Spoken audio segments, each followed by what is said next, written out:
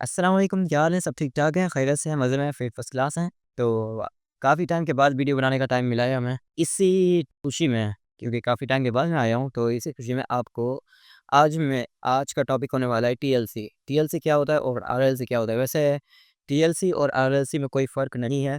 पहले बता देता हूँ टीएलसी और आरएलसी में कोई फ़र्क नहीं है, बस टीएलसी को मैं आरएलसी इसलिए बोलता हूँ ताकि नए लोगों का ध्यान जाए और ताकि टीएलसी का कॉन्सेप्ट को अगर मैंने आपको फुल फॉर्म बता दी ना तो आप उसको यूज़ नहीं करोगे। लेकिन अगर मैं आरएलसी का नाम यूज़ करता हूँ तो आप उसको ज़रूर यूज़ करोगे। ऐसा भाई ये कौन-सी नई चीज़ आ गई है, ये तो हमें पता ही नहीं थी।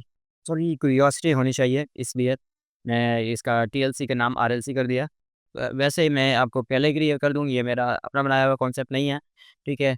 मैंने इसको पर्सनली काफ़ी टाइम से यूज़ किया है और मुझे काफ़ी अच्छे रिज़ल्ट्स देखने को मिले हैं, ठीक है? स्टार्टिंग में आपको सीखने में कुछ टाइम लग सकता है, लेकिन जितनी आप प्रैक्टिस करोगे उतनी ज़्यादा आपकी ऑब्ज़र्वेशन बढ़ेगी, जितनी ज़्यादा आपकी ऑब्ज़र्वेशन अच्छी होगी, उतने ज़्यादा आपको अच्छे रिज़ल्ट्स देखने को मिलेंगे, ठीक है? तो टॉपिक स्टार्ट करने से पहले लास्ट जो हमने एनालिसिस किया था उसकी तरफ देखते हैं। बीटीसी का मैंने बताया था, जब रेट कट यहाँ पर हुए थे, रेट कट होने के बाद एक डंप आता है, जैसे ही डंप आएगा हमने यहाँ पे एंट्रीज बिल्ड करते जाने हैं, ठीक है। प्राइस एक्शन की तरफ से देखो तो यहाँ आपकी एक एंट्री बनती है और दूसरी यहाँ पे एंट्री बनती है, ठीक है। जैसे डिप बाइंग्स होती है वो वाली एक एंट्रीज हो गई, ठीक है। अगर आपने टीएलसी आरएलसी का कॉन्सेप्ट यूज़ करना है तो यहाँ से आपकी एक ट्रेड बनती थी। मैं ज़रा आपको एग्जैक्ट मार्क करके दिखा देता हूँ। इस कैंडल की क्लोजिंग पे आपकी एंट्रीज लॉन्ग की बनती थी, ठीक है। और यहाँ पे आप देख सकते हैं 7,500 पॉइंट्स, $7,500 बीटीसी ने पंप कर दिया हमारी एंट्री से, ठीक है। स्टार्टिंग में आपका एसएल बड़ा होता है, टाइम के साथ साथ ये छोटा होता जाता है। हर एक कैंडल के बाद ये छोटा होता जाता है, ऐसा इसकी कोई बड़ी बात नहीं होती। मेन टॉपिक होता है कि आपके पास कितने मूव्स आए, ठीक है। ये बात याद रखिएगा। चलें जी, स्टार्ट करते हैं अपना टॉपिक। उससे पहले एक और बार मार्केट ही मार्केट जब गिरी थी यहाँ से मैंने आपको कहा था एंट्रीज़ बिल्ड करना स्टार्ट कर दें। जब मार्केट यहाँ पे आ गई थी अपने 1,10,000 और 11 के लेवल से जब नीचे गिरी थी उस समय मैं एक्टिव नहीं था, ठीक है। दूसरा जो हमारा लेवल्स था मैं इसका वेट कर रहा था कि 1,07,000 पे मार्केट आए, ठीक है। वहाँ से एक और एंट्रीज़ प्लान होती है, लेकिन कोई बात नहीं, हमें ये वाली एंट्री नहीं मिली, लेकिन हमें ये वाली और ये वाली एंट्रीज़ देखने को मिल चुकी हैं और काफ़ी अच्छा परफ़ॉर्म कर चुके हैं। अच्छा वैसे डायरेक्ट ऑल टाइम हाई जाने के चांसेस कम हैं थोड़े से, क्योंकि मार्केट डायरेक्ट कंपनी या हो सकता है थोड़ी-सी रिजेक्शन ले, ठीक है? उसको भी अभी हम चेक कर लेते हैं। रिजेक्शन आएगी तो आपने प्रॉपर बुकिंग कर लेनी है, वैसे भी $7,500 बीटीसी पंप कर चुके, तो आपने नहीं किया तो अभी कर लें, ठीक है? अभी भी टाइम हैगा। बाकी फाइनेंशियल एडवाइस कोई नहीं है इधर, यहाँ कोई भी फाइनेंशियल एडवाइस माँगने नहीं आएगा, ठीक है? ये 4 आवर के हिसाब से था। इसके बाद 1 आवर के हिसाब से आपके पास इस तरह से प्लानिंग बनती थी। पीछे से आपकी एक और रे लाइन आनी रही। अगर आप यहाँ से लगाते तो भी ठीक था। अगर आप ये लास्ट जो पॉइंट चल रहा था वहाँ से इसको टच करते तो भी ठीक था। क्योंकि हमारे पास 1 आवर के हिसाब से मैं आपको मैं क्लियर करके दिखाता हूँ ज़रा। 1 आवर में देखें तो ये रही हमारे पास एक सपोर्ट लेवल। जैसे ही मार्केट ने वैसे जब भी 4 आवर से लोअर टाइम फ्रेम के पे जब भी आपका ब्रेकडाउन होता है, तो उसमें आपने डायरेक्ट एंट्रीज़ नहीं लेनी होती, ठीक है? आपने एक एरियाज़ मार्क करके रखना होता है, ठीक है? इसमें ज़रा डिलीट कर दूँगा, डिस्टर्ब कर रहा है। एरिया मार्क करके रखना होता है, उस एरिया को देखना होता है, ठीक है? जैसे कि अभी मैंने ये लाइन मार्क की, अब यहाँ से देख सकते थे मार्केट ने इस रे लाइन को ब्रेक किया, इसके बाद मार्केट थोड़ा-सा होल्ड कर लिया। जैसे ही मार्केट ने 2 घंटे इसके ऊपर दोबारा क्लोजिंग दी, यहाँ से आपकी लॉन्ग एंट्री बनती थी और र आप देख सकते हो $7,500 का मूव हमारे पास निकल के आ चुका है। चलते हैं आज के टॉपिक की तरफ। आज का टॉपिक आपको एक्सप्लेन करते हैं। टीएलसी क्या होता है, आरएलसी क्या होता है, आपने इसको यूज़ कैसे किस तरह से करना है। पहले मैं सारी लाइन्स डिलीट कर देता हूँ। अब स्टार्ट करते हैं मंथली चार्ट से, ठीक है। लेट्स से आपके पास है बीटीसी का चार्ट, आपने इस पर ट्रेड्स निकालनी है। आप किस तरह से निकालोगे? आप तो आपके पास पहले ओवरऑल एनालिसिस होना चाहिए बिगर टाइम फ्रेम के हिसाब से। आपने एक-एक पॉइंट मार्क करते आना है। मैं रेल लाइन का इसलिए यूज़ करता हूँ क्योंकि ये इनफाइनाइट होती है, यही हमारे लिए यूज़ होती है। अगर हम इसको यूज़ करने लगे ना तो हमारे किसी काम नहीं आने वाली, ठीक है। फर्स्ट रूल यही होता है, सबसे लोएस्ट पॉइंट को मार्क करना है, उसके बाद से सेकंड लोएस्ट पॉइंट को मार्क करना है। मैं इसको एग्जैक्ट करके दिखाता हूँ। तो ये रहा हमारे पास। इसके होने के बाद हमारी जो दूसरी रे लाइन लगती है, उसको पिछली वाली रे लाइन से अटैच करना होता है। यहाँ से मैं अटैच करूँगा इसको, और इसके बाद जो भी मेरा लोएस्ट पॉइंट रहेगा, मैं उसको मार्क कर लूँगा। उसके साथ में लाइंस कनेक्ट करनी है।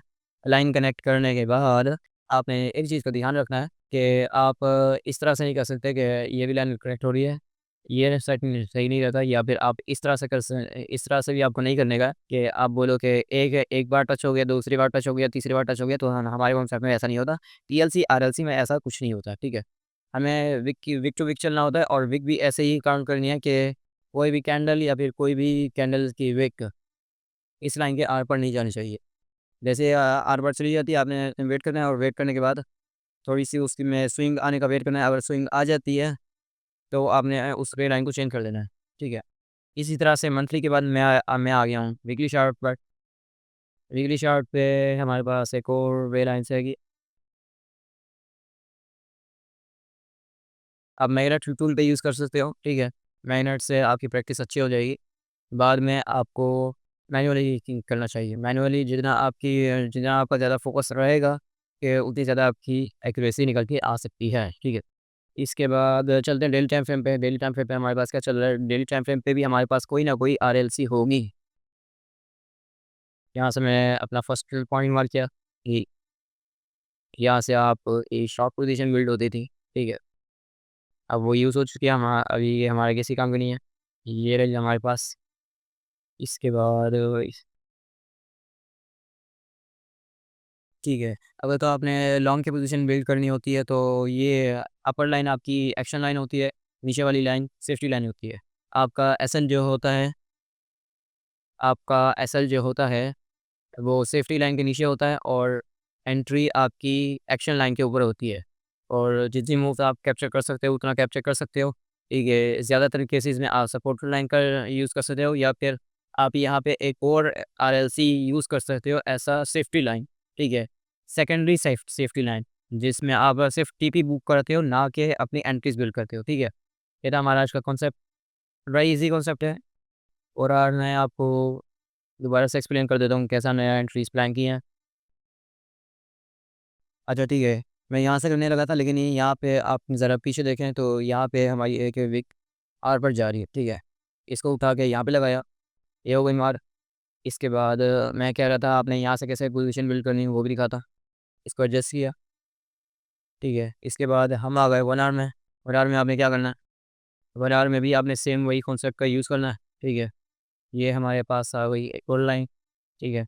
यहाँ क्योंकि 1 आवर में हमने एंट्रीज ले ले रहे हैं, तो फिर यहाँ से हमने एक सपोर्ट लाइन मार की।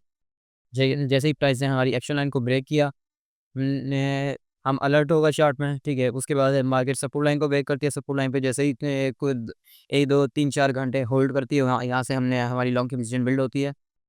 हमारा एसएल जो होता है, वो सेफ्टी लाइन के आर पार होता है। और जहाँ तक आपकी आप मूव कैप्चर कर सकते हो, जितना आपके वॉलेट का साइज़ है, उस तरह से आप कैप्चर कर सकते हो। कि ज़्यादातर लोगों को यहाँ पे एग्ज़िट कर लेना चाहिए, जिनके वॉलेट साइज़ बहुत ही कम है, ठीक है। पहले अपना वॉलेट ग्रो करो, फिर उसके बाद होल्डिंग की तरफ जाओ। पहले छोटी-छोटी चीज़ें बुक करो, फिर बाद में होल्डिंग की तरफ जाओ, ठीक है।